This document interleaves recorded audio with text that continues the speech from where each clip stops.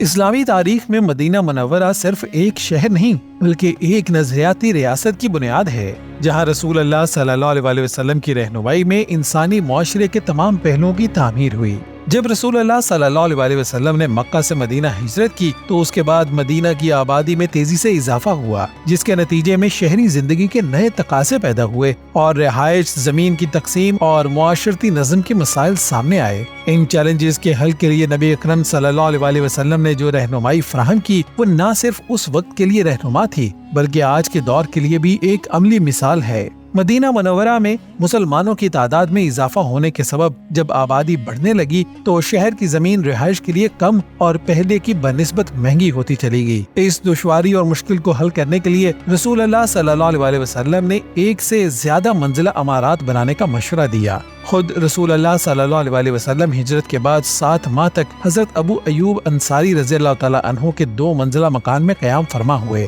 کیونکہ پہلی منزل پر حضرت ابو ایوب رضی اللہ تعالی عنہ کا خاندان آباد تھا اور نیچے کی منزل میں آپ صلی اللہ علیہ وسلم نے قیام فرمایا۔ اسی طرح حضرت خالد بن ولید رضی اللہ تعالی عنہ کثیر الاولاد تھے، ان کے لیے ان کا مکان چھوٹا پڑتا تھا، تو انہوں نے رسول پاک صلی اللہ علیہ وسلم کے سامنے یہ مسئلہ رکھا تو آپ صلی اللہ علیہ وسلم نے فرمایا اوپر کی منزل تعمیر کرو اور اللہ سے کشادگی کی دعا بھی کرو۔ آپ صلی اللہ علیہ وسلم نے اس زمانے میں کسی بھی شہر کی حد بندی کی زیادہ سے زیادہ حد 500 ہاتھ مقرر فرمائی اور ارشاد فرمایا کہ اگر شہر کی آبادی اس سے بڑھ جائے تو دوسرا شہر آباد کیا جائے۔ عہد نبوی کے اختتام تک مدینہ شہر کی حدود مغرب میں بطحان تک، مشرق میں بقیع تک اور شمال مشرق میں بنی سعادہ کے مکانات تک پھیل چکی تھی۔ ریاست مدینہ کی شہری تقسیم کے واقعات ثابت کرتے ہیں کہ رسول اکرم صلی اللہ علیہ وسلم ایک مدبر، بصیرت افروز رہنما اور بہترین معاشرتی منتظم بھی تھے۔